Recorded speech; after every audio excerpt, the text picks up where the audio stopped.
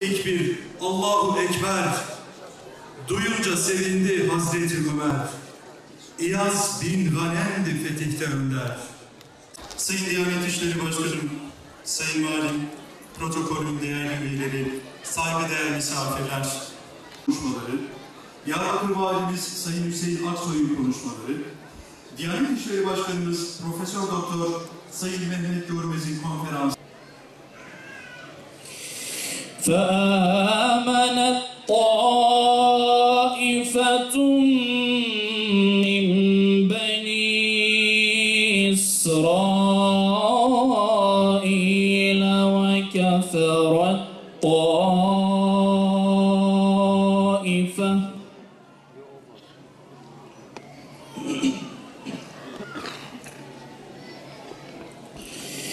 فأيدنا الذين آمنوا على عدوهم فأصبحوا ظاهرين.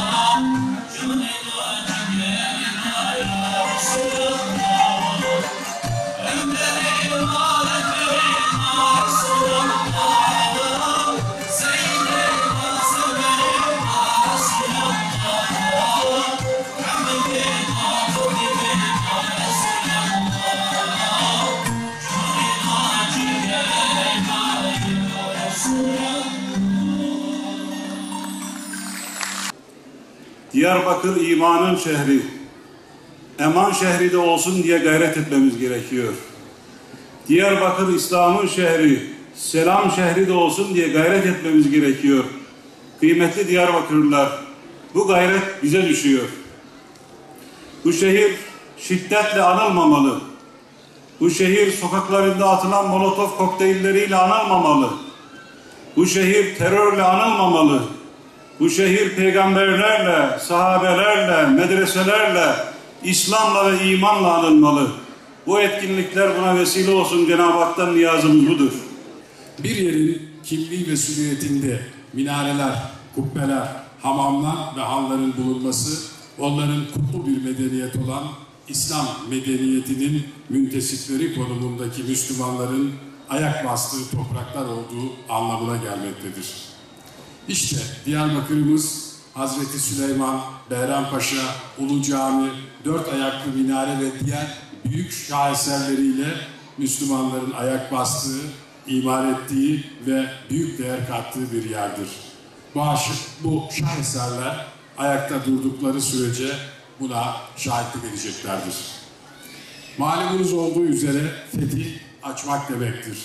Geçmişte bu coğrafyada yaşayan insanların zulüm ve baskıyla gönül dünyalarının ve kalplerinin üzerine örtülen inkar perdesini açan muzaffer komutan ve askerleri bize bu fethin misyonunu anlama sorumluluğu da yüklemiştir.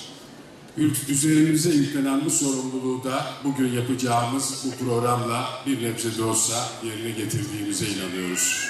Değerli katılımcılar, dün olduğu gibi bugün de taşı toprağa maneviyat olan Diyarbakır'ımızda nifak tohumları ekilmeye, kardeşliğin, birlik ve beraberliğin yüzyıllarca hüküm sürdüğü bu şehrimize kin, öfke ve ayrılık duyguları empoze edilmeye çalışıldı. Ancak dün bu tesiselerden karşısında durarak büyük fethi gerçekleştiren sahabe gibi bugün de bu topraklarda yaşayanlar bu planları boşa çıkarmış, öfke, nefret ve düşmanlık kaybetmiş, birlik, dirlik ve kardeşlik galip gelmiştir. Çok kıymetli kardeşlerim, bugün bütün açılışlarda da ifade ettim. Eğer bugün Diyarbakır'da yaşayan her insan, bugünün Diyarbakır için değil sadece, Anadolu'daki yaşayan bütün Müslümanlar için, İslam medeniyetinin bütün evlatları için ne kadar önemli bir gün olduğunu bilse, hiç kimse bugün evinde oturmaz. Kalbinde sevinçle, coşkuyla sokaklara fırlar, Allah'a hamd eder, Resul-i Ekrem'e salatu selamlar gönderir.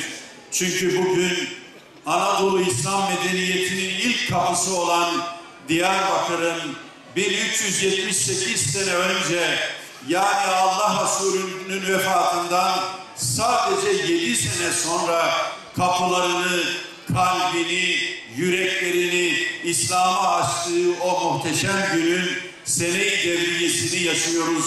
Hepinize fetih gününüz kutlu olsun. Diyarbakır'ın fethi mübarek olsun, daim olsun. Kardeşlerim, Anadolu İslam medeniyetinin bütün evlatları için 3 tarih çok önemlidir. Birinci tarih 639, yani Diyarbakır'ın kalbini, ruhunu, surlarını, kapılarını İslam'a açtığı gün.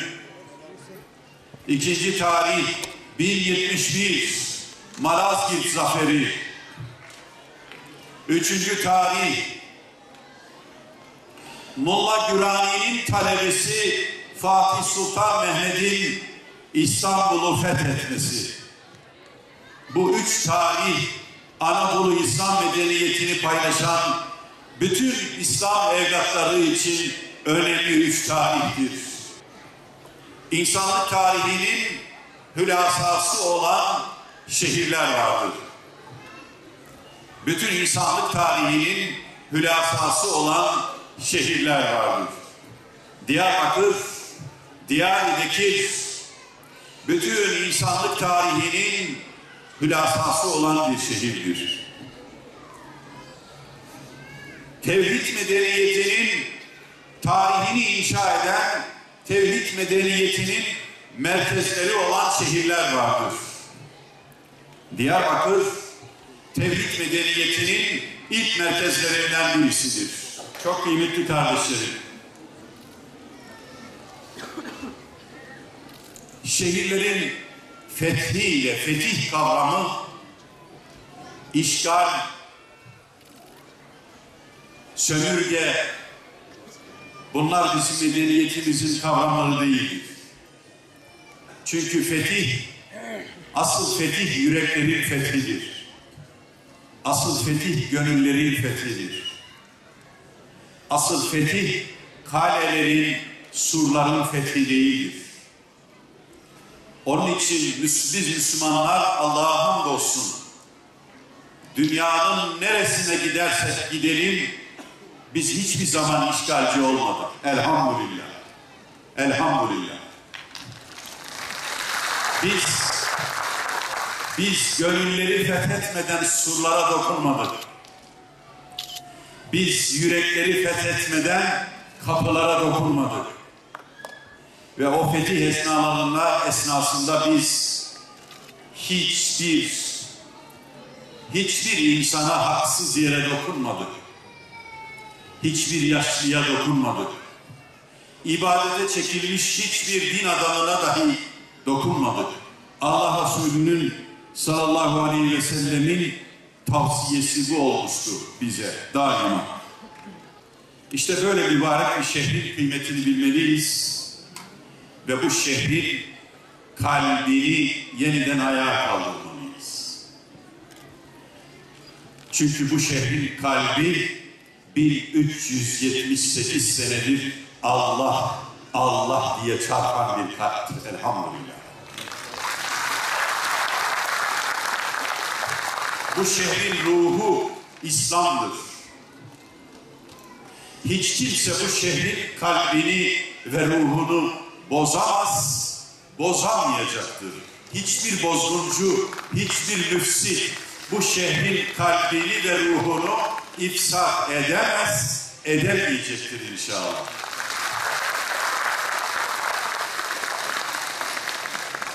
Ve tabii ki müteyakkız olmalıyız. Dikkat etmeliyiz. Artık bu şehir hiçbir çocuğunu feda etmemeli, kurban vermemeli. Endülüs medeniyetini Müslümanlar 8 asır sonra kaybettiler. Mavera Nehir medeniyetini Müslümanlar 10 asır sonra kaybettiler. Afrika İslam medeniyetini Müslümanlar 11 asır sonra kaybetmekle karşı karşıya kaldılar. Ve şimdi İslam medeniyetinin merkezleri kan revan içerisinde. Selamın şehri olan Bağdat yanmaya devam ediyor. Şerefin şehri olan Şam-ı Şerif ızdırap çekmeye devam ediyor. Hikmetin şehri olan San'a yanmaya devam ediyor. İrfanın şehri olan Trablus yanmaya devam ediyor. Biz eğer dikkatli olmazsak bu güzel şehirleri de kaybederiz. Onun için hep birlikte bu şehirlerimizi, bu Medine'lerimizi yeniden Erdemliler şehrine dönüştürmek için seferber olmalıyız. Çocuklarımıza ve gençlerimize sahip çıkmalıyız. Şimdi hep birlikte Ramazan geliyor. Hep birlikte çocuklarımızla, yavrularımızla, komşularımızla kalplerimizi kenetleyerek, yüreklerimizi birleştirerek hep birlikte Ramazan mektebine hazır olalım. Ve öyle bir Ramazan geçirelim ki artık bu şehre hiçbir kötülük yaklaşmasın, yanaşmasın.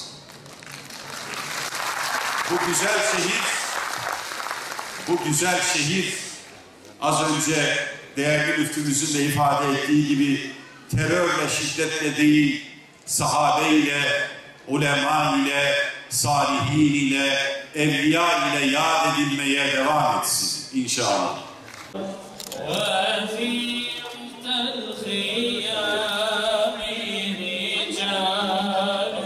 Ediyorum.